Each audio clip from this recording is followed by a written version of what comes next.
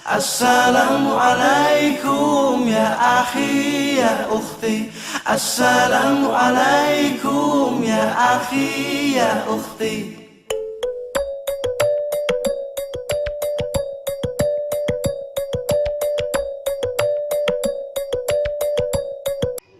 Assalamualaikum warahmatullahi wabarakatuh. Saya mahasiswa Teknik Elektro Universitas Siliwangi Kota Tasikmalaya.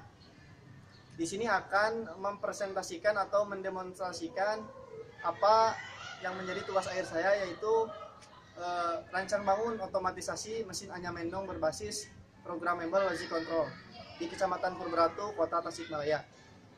Nah, kita langsung saja. Alatnya ada di workshop. Kita berangkat ke workshop. Nah, ini yang tadi saya sebutkan. Ini mesin yang sudah saya buat dan alhamdulillah sudah berfungsi sebagai mana mestinya. Nah, kita jelaskan satu persatu komponen yang saya pakai. Yang pertama, kita mulai bahas dari motor terlebih dahulu. Yang di bawah ini adalah motor penggulung. Motor penggulung ini berfungsi untuk menggulung hasil anyaman mendong ketika anyaman sudah mencapai 10 cm. Jadi setiap kali 10 cm sekali, ini motor ini berfungsi. Terus untuk selanjutnya yang di bawah ini adalah motor penyulam. Motor penyulam ini untuk menggerakkan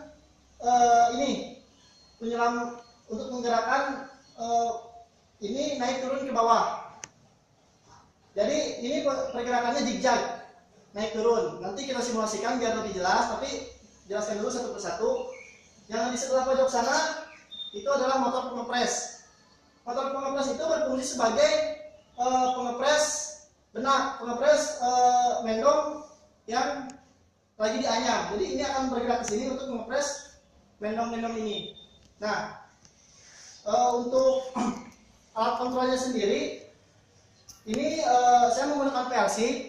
Ini PLC CPM 1A. CPM 1A 30 CDR. 18 input, 12 output. Nah, ini untuk kontrol manualnya. Jadi ini knob untuk otomatis dan manual. Ketika manual, ini pergerakannya bisa satu-satu. Motor penyulam ini untuk motor pengepres ini, dan untuk motor penggulung ini bisa secara manual, dan secara otomatis ini knob ini tinggal dipindahkan ke otomatis. Lampu indikator akan menyala dan mesin akan bergerak secara otomatis. Tapi lanjut kita penjelasan tentang sensor. Saya menggunakan di sini 6 sensor. Yang pertama, sebagian besar menggunakan sensor proximity jenis induktif. Jadi untuk pendeteksi logam menggunakan 5 sensor proximity, ini 3 untuk mendeteksi naik turunnya zigzag pergerakan benang ini. Terus ini sensor proximity pengepres untuk mendeteksi berhentinya motor pengepres. Dan yang satu lagi di bawah ini adalah motor sensor proximity penggulung untuk mendeteksi apabila penggulung sudah mencapai 10 cm. Dan ini yang terakhir adalah sensor inframerah. Ini untuk mendeteksi ketika mendong masuk ke dalam sela-sela benang yang akan dianyam nanti. Oke, kita mulai simulasikan. Kita mulai simulasi. Pertama-tama kita tekan dulu power on. Nah, ini dalam keadaan sistem standby. Ketika kita menggunakan proses manual, lampu indikator manual menyala.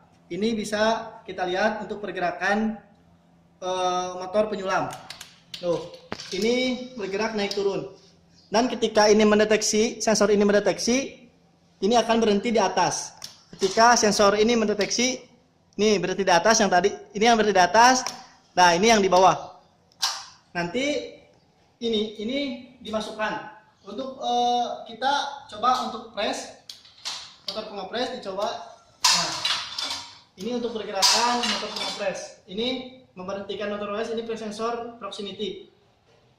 Dan untuk motor penggulung kita coba gitu. Setelah itu setelah mencoba secara manual, kita coba secara auto. Knob dipindahkan dan ada auto, indikator otomatis menyala. Kita start, mesin akan standby seperti ini. Untuk proses penganyaman sendiri itu masih menggunakan tangan, masih menggunakan operator manusia. Kita masukkan mendong seperti ini. Nah, seperti ini proses dari otomatis.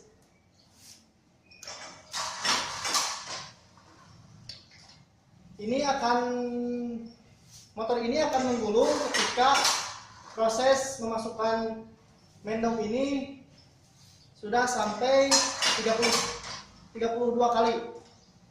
Baru sensor ini akan menggulung, motor itu akan menggulung. Lucu.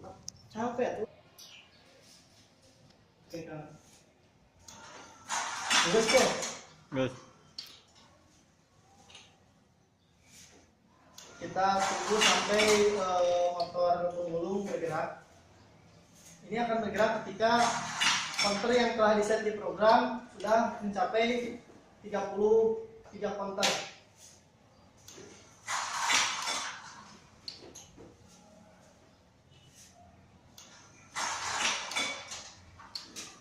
Nah, ini adalah ketika sudah mencapai 30 counter, motor ini akan bergerak untuk menggulung. Nah, ini adalah untuk mengetahui hasil dari gulungan. Ini menandakan bahwa sudah mencapai 70 cm. Seperti itu. Nah, seperti itulah hasil dari penelitian saya.